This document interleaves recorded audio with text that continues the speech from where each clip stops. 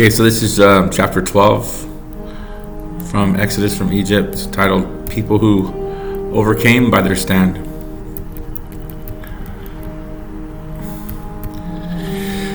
When Paul wrote in his epistle to the Ephesians that we wrestle not against flesh and blood, but against principalities and powers, immediately we jump to the conclusion that spiritual warfare is the same as physical combat. Wrestling paints a picture of arm-to-arm combat, a struggle in prayer. The reality is far from it. The era in which we live is post-Calvary. Jesus has won the war, not war against Satan. He was never our main problem. Our war was with God. Sin had turned us into rebels, opposition forces. We had set up another God over the throne of our hearts. King Ego, you and I. What Jesus did was to make peace by the sacrifice of himself. We are now reconciled to God. Satan, who had gained the right to rule the human race because of man's rebellion, now has no grounds to operate against us. So I don't fight back when he fights me. I stand my ground. I'm on redemption ground. Ephesians chapter 6 verse 13 says, "Therefore put on the full armor of God, so that when the day of evil comes, you may be able to stand your ground. And after you have done everything to stand." I want to highlight 3 instances where some men of God defeated the devil and thwarted his schemes to eliminate them just by taking a stand. With their breastplate of righteousness in full view. Men on whom fire had no power. Shadrach, Meshach, and Abednego.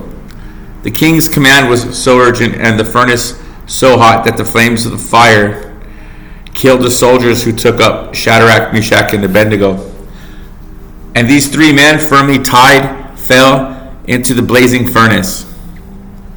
Then King Nebuchadnezzar leaped to his feet in amazement and asked his advisors, "Weren't there 3 men that we tied up and threw into the fire?"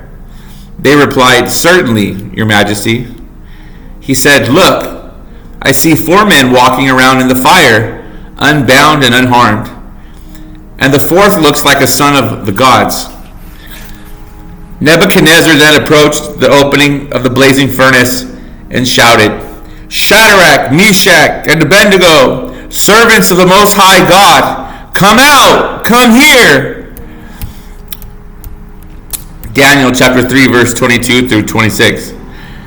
These 3 Hebrew men will go down in history as people who dared to stand up to a tyrant, defied the edict of an absolute ruler, and were undeterred by certain painful death in a furnace. We are not told if anybody organized a prayer vigil for them. We are not told if anybody organized a prayer vigil for them. There was no record if they themselves said any prayers for their own rescue. Perhaps they understood the power of a pure heart and an unblemished devotion to the one true God. This is all they had to say. Shadrach, Meshach, and Abednego replied to him, "King Nebuchadnezzar, we do not need to defend ourselves before you in this matter. If we are thrown into the blazing fire, the God we serve is able to deliver us from it, and he will deliver us from your majesty's hand. But even if he does not, we want you to know, your majesty, that we will not serve your gods or worship the image of gold you have set up." Daniel chapter 3 verse 16 through 18. Even this terrible despot had to acknowledge he had come across a group of people whose God is dependable. Daniel chapter 3 verse 28 says, "Then Nebuchadnezzar said, 'Praise be to the God of Shadrach, Meshach, and Abednego, who has sent his angel and rescued his servants. They trusted him and defied the king's command and were willing to give up their lives rather than serve or worship any god except their own God. There are times when we just have to stand firm and see the salvation of the Lord, our God, who is a faithful witness. He doesn't need prompting before he acts on their behalf. The Hebrew children knew God, can see what is going on, and were sure he would not stand idly by while they burn. He that keeps Israel neither slumbers nor sleeps. Psalms chapter 121 verse 4. Daniel is our second example of a man who escaped death and destruction by his breastplate of righteousness. Daniel chapter 6 verse 17 through 22 says, "A stone was brought and placed over the mouth of the den, and the king sealed it with his own signet ring and with the rings of his nobles, so that Daniel's situation might not be changed. Then the king returned to his palace and spent the night without eating and without any entertainment being brought to him. And he could not sleep. At the first light of dawn, the king got up and hurried to the lion's den. When he came near the den, he called to Daniel in an anguished voice, 'Daniel, servant of the living God, has your God whom you serve continually been able to rescue you from the lions?' Daniel answered, 'May the king live forever. My God sent his angel, and he shut the mouths of the lions. They have not hurt me because I was found innocent in his sight. Nor have I ever done any wrong before you, your majesty.'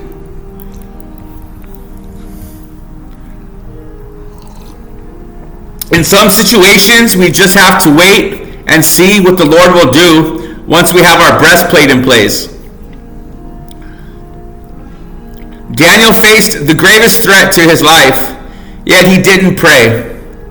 The man who prayed 3 times a day for the release of Israel from captivity didn't pray for himself. Not at this time. He stood his ground instead. If you stand up for God, he will stand up for you. My God sent his angel, and he shut the mouths of the lions. They have not hurt me because I was found innocent in his sight. Nor have I ever done any wrong before you, your majesty." Daniel chapter 6 verse 22. Daniel knew God would fight in his corner because his hands were clean and his heart was pure. As I pointed out earlier, when a man's ways please the Lord, he makes even his enemies to be at peace with him. Proverbs chapter 16 verse 7. When we are in full surrender to the Lord and bearing the fruit of the Spirit, he will make the enemy declare a truce. God will make him surrender. Facing the vast ocean before them and vengeful Egyptian chariots closing in behind them, this is what Moses actually told Israel to do. Moses said to the people, Do not be afraid. Stand still and see the salvation of the Lord, which he will accomplish for you today. For the Egyptians whom you see today, you shall see again no more forever. The Lord will fight for you, and you shall hold your peace. Exodus chapter 14, verse 13 through 14. Faith can call for action, but confidence in a dependable God can bring calmness. When Jacob ran off with his family and his share of Laban's livestock, his irate father-in-law was in hot pursuit, intent on inflicting serious damage on him. For once, Jacob could claim innocence and integrity in all his dealings with Laban. That is what God saw and which drove him to intervene. Jacob had run out ideas and schemes. His only hope of keeping the fruits of years of labor and toil was if God came to his aid. God certainly did. He always does when our hands are clean. Genesis chapter 38, verse 28 to 29. You didn't even let me kiss my grandchildren and my daughters goodbye. You have done a foolish thing. I have the power to harm you, but last night the God of your father said to me, be careful not to say anything to Jacob, either good or bad. Once Jacob heard how God had prevailed on Laban, he was now bold enough to declare that it was his innocence that came to his defense. He said, I have been with you for 20 years now. Your sheep and goats have not miscarried, nor have I eaten rams from your flocks. I did not bring you animals torn by wild beasts. I bore the loss myself, and you demanded payment from me for whatever was stolen by day or night. This was my situation. Genesis chapter 31, verse 38 through 42 reads, the heat consumed me in the daytime and the cold at night, and sleep fled from my eyes. It was like this for the 20 years I was in your household. I worked for you 14 years for your 2 daughters and 6 years for your flocks, and you changed my wages 10 times. If the God of my father, the God of Abraham, and the fear of Isaac had not been with me, you would surely have sent me away empty-handed. But God has seen my hardship and the toil of my hands, and last night he rebuked you. To recap, we have 3 ways we can step out of Egypt at a time of our choosing. A, by closing the unsecure channel of dreams. Do not even pray about them. B, by facing the devil squarely with our breastplate of righteousness. God will vindicate you and fight your battles. C, through repentance. Lack of true repentance is probably the root cause of many of our defeats in battle and unresolved challenges.